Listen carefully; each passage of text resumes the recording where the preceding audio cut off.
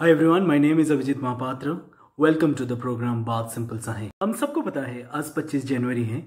25 January is celebrated for national tourism day in India. पता है क्या, भारत एक ऐसा इंटरेस्टिंग कंट्री है। यहाँ पर आप कुछ किलोमीटर्स आगे चले जाइए, यहाँ के लोगों का लैंग्वेज, कल्चर, पर्सनैलिटी, ट्रेडिशन सब बदल जाता है।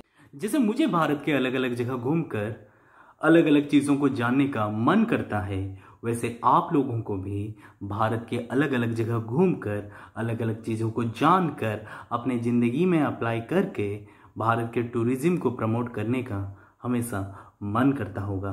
अगर इस टाइप का ख्याल आपके अंदर रहता है तो फिर ये जो वीडियो मैं बनाने वाला हूँ ये आपके लिए परफेक्ट सूट करने वाला है। यू नो व्हाट, कोविड के कारण अगर कोई इंडस्ट्री सबसे ज़्यादा घायल हुआ है इस भारत में तो फिर वो टूरिज्म इंडस्ट्री है।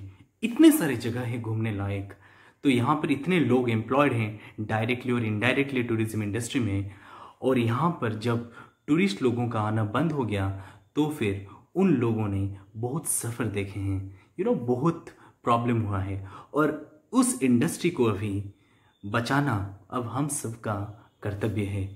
अभी आने वाले कुछ मिनटों में ये जो वीडियो मैं बना रहा हूँ एक्चुअली, इसमें हम टूरिज्म के ऊपर कुछ चर्चा करने वाले हैं on this 25 January on this tourism day. तो बात सिंपल सा है, tourism needs to be boosted and assisted. आज मैं इस वीडियो में टूरिज्म इंडस्ट्री में क्या क्या इंटरेस्टिंग फैक्ट्स हैं वो मैं डिस्कस करने वाला हूँ, प्लस टूरिज्म इंडस्ट्री में क्या क्या चैलेंजेस है और उससे रिकवर करने का क्या क्या तरीका है मैं ये वीडियो में डिस्कस करने वाला हूँ।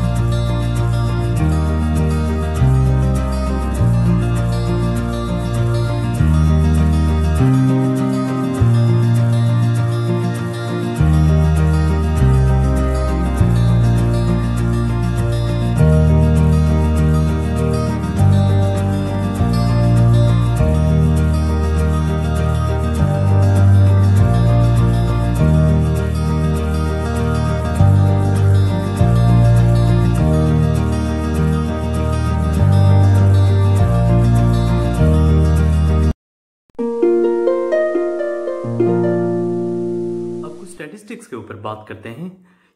हर साल वर्ल्ड इकोनॉमिक फोरम के द्वारा एक पब्लिकेशन किया जाता है। उस पब्लिकेशन का नाम है कि travel and tourism competitiveness report. उस रिपोर्ट के अंतर्गत भारत का रैंक टूरिज्म सेक्टर में अभी वर्ल्ड में 34th है, जहाँ की फ्रांस नंबर 1 पोजीशन ऑक्युपाई किया है। फ्रांस जो कि एक 7 करोड़ वाला देश है, वहाँ हर साल 9 करोड़ अंतर्जातीय टूरिस्ट घूमने आते हैं। भारत जो कि 150 करोड़ वाले देश है, वहाँ पर सिर्फ 1 करोड़ फॉरेन टूरिस्ट आते हैं अलग अलग पर्पसेस के लिए। इस लिस्ट में सेकंड रैंक में है स्पेन, थर्ड रैंक में है यूएसए, फोर्थ रैंक में है चाइना, फिफ्थ रैंक में है इटली। एक चीज़ सरप्राइजिंग फैक्ट है कि वर्ल्ड के जो टूरिज्म का जो जितने सारे कंट्रीज हैं उसमें से टॉप 20 से 12 countries are from Europe.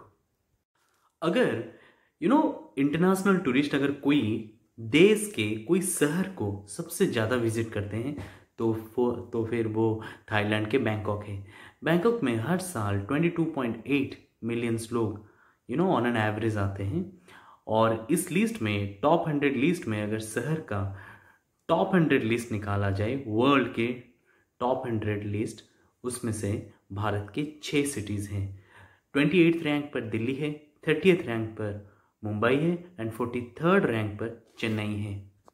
Agra को 45th रैंक मिला है, जयपुर को 52nd रैंक मिला है एंड कोलकाता को 90th रैंक मिला है। टूरिज्म से भारत को बहुत ज़्यादा फॉरेन एक्सचेंज अर्न करने का मौका मिलता है। 2019 में भारत को $30.09 अर्न करने का मौका मिला। जहाँ तक बात फ्रांस का टूरिज्म, वो तो नंबर 1 में है। वहाँ पर मोर देन 200 बिलियन यूरोस वहाँ पर अर्न किया गया। क्या आपको पता है भारत में लगभग 15 मिलियन लोग डायरेक्टली टूरिज्म सेक्टर में एम्प्लॉयड है। You know what, Indian tourism generated 16.91 lakh crores due to tourism, and that is almost 9.2% of India's GDP in the year 2018. You know what? जब हमारा लॉकडाउन रहा भारत में, अप्रैल महीने के एक सर्वे के हिसाब से लगभग 38 मिलियन जॉब्स अफेक्टेड होने वाला था ट्रैवल एंड टूरिज्म सेक्टर में, जो कि बहुत बड़ा नंबर है। पता है क्या, सिर्फ बाहर वाले व फॉरेनर्स हमारे देश को आकर यहाँ पर टूरिज्म को प्रमोट करें, ये बड़ी चीज़ नहीं है। हमारे खुद के लोग वो इस देश के कोने कोने घूमें और यहाँ के टूरिज्म को प्रमोट करना बहुत ज़्यादा ज़रूरी है। So domestic tourism matters a lot.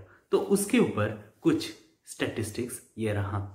Domestic tourism में अगर टॉप 6 स्टेट्स भारत में हैं तो फिर पहला है उत्तर प्रदेश, दूसरा है तमिलनाडु, तीसरा है आंध्र प्रदेश, चौथा है कर्नाटका, 5th में है आपके महाराष्ट्र, 6th में है West Bengal. Next interesting fact ये है कि यूनेस्को के द्वारा जितने वर्ल्ड हेरिटेज साइट्स डिक्लेयर किया गया है, उनमें से भारत का टोटल 38 जगह वर्ल्ड हेरिटेज साइट्स में आता है। ऑल ओवर वर्ल्ड में more than 1100 world heritage sites है जो कि यूनेस्को के द्वारा डिक्लेयर किया गया है। उनमें से नंबर 1 पोजीशन में है आपके इटली एंड चाइना, जिनका 55 साइट्स वर्ल्ड हेरिटेज साइट्स में आता है। लेकिन भारत का रैंक इस लिस्ट में 6th हाईएस्ट में आता है, जो कि 38 है। भारत का जो मिनिस्ट्री ऑफ टूरिज्म डिपार्टमेंट है वो इनक्रेडिबल इंडिया कैंपेन 2002 से स्टार्ट किए हैं। 1972 में सुनील दत्त साहब ने भारत को एक इंटरनेशनल टूरिस्ट डेस्टिनेशन बताए थे। उसके बाद में 2002 में जब अटल बिहारी वाजपेयी जी का शासन चल रहा था, उस समय इनक्रेडिबल इंडिया कैंपेन ऑफिशियल हुआ था। जो इनक्रेडिबल इंडिया कैंपेन है, इसका एक ही टैगलाइन है, अतिथि देवो भव। और 2008 से 2015 तक इसका ब्रांड एम्बेसडर थे मिस्टर आमिर खान। उसके बाद उनका जो इनटॉलरेंस वाला स्टेटमेंट था, उसके लिए उनको वहाँ से निकाला गया था। उसके बाद हमारे देश के प्रधानमंत्री नरेंद्र मोदी जी ने इस इनक्रेडिबल इंडिया कैंपेन का खुद ब्रांड एम्बेसडर बने। उसके बाद 2017 से Mr Amitabh Bachchan and Mrs Priyanka Chopra ji ने इस इनक्रेडिबल इंडिया कैंपेन का ब्रांड एम्बेसडर बने। 4 ऐसे प्रॉब्लम्स है जो कि सबसे बड़ा टूरिज्म सेक्टर के लिए बड़े बड़े चैलेंजेस आप बोल सकते हो। नंबर 1, लैक ऑफ इंफ्रास्ट्रक्चर, क्योंकि यहाँ पर इंफ्रास्ट्रक्चर का इतना कमी है कि हम यहाँ पर अपने टूरिस्ट लोगों को उस जगह पर पहुँचा नहीं पाते हैं जहाँ पर एक्सप्लोर करना ज़रूरी है। यहाँ पर कनेक्टिविटी की कमी है, यहाँ पर कम्युनिकेशन का प्रॉब्लम है, इसलिए वहाँ पर टूरिस्ट जाना पसंद ही नहीं करेंगे। दूसरा बड़ा चैलेंज है insufficient promotion and marketing. Tourism bloggers आजकल बहुत बन रहे हैं और उन लोगों का दायित्व है कि नया नया जगह को एक्सप्लोर करें और लोगों के सामने एक्सपोज करें। सो लोग जाकर वहाँ पर उस जगह पर घूम सकेंगे और जो जाएंगे उनको भी खुशियाँ मिलेगा और जो जगह घूमने जाएंगे वहाँ के लोगों को भी कुछ पैसा कमाने का मौका मिल पाएगा। थर्ड बड़ा प्रॉब्लम यहाँ पर है कि लैक ऑफ सेफ्टी मेजर्स। यहाँ पर इंटरनेशनल टूरिस्ट ज़्यादातर आते नहीं हैं क्योंकि यहाँ पर सेफ्टी इश्यूज बहुत ज़्यादा है। क्योंकि यहाँ पर लोग यहाँ पर कंफर्टेबल फील नहीं करते हैं भारत के अलग अलग जगह घूमते समय। वर्ल्ड में जब सेफ्टी रैंकिंग्स निकला, हाँ, तो वहाँ पर भारत का रैंक है 114th, जो कि बहुत ख़राब है। तो इसलिए तो इंटरनेशनल टूरिस्ट यहाँ आना पसंद ही नहीं करते हैं। फोर्थ प्रॉब्लम है टूरिज्म सेक्टर के लिए कोई टैक्सेशन इशू है। टैक्सेशन के लिए फॉरेन और इंटरनेशनल टूरिस्ट यहाँ पर आकर थोड़ा प्रॉब्लम फेस करते हैं। तो टैक्सेशन एक ऐसा चीज़ है जिस चीज़ को टैकल करना बहुत ज़्यादा ज़रूरी है। अब एक बड़ा प्रश्न आता है कि ये सब चैलेंजेस को कैसे दूर किया जा पाए। उसका एक ही सल्यूशन है मेरे हिसाब से, तो एटलीस्ट मुझे लगता है हम सब भारतीयों को समय निकालकर भारत के अलग अलग जगह घूमना जरूरी है।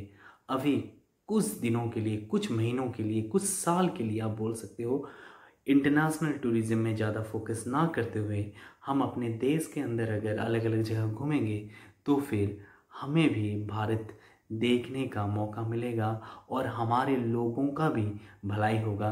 तो जो टूरिज्म सेक्टर अभी मर गया है वो आहिस्ता आहिस्ता रिकवर कर सकता है और वो चीज़ हमारे हाथ में है।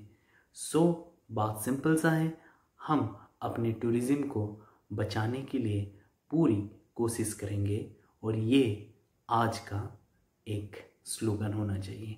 Thank you.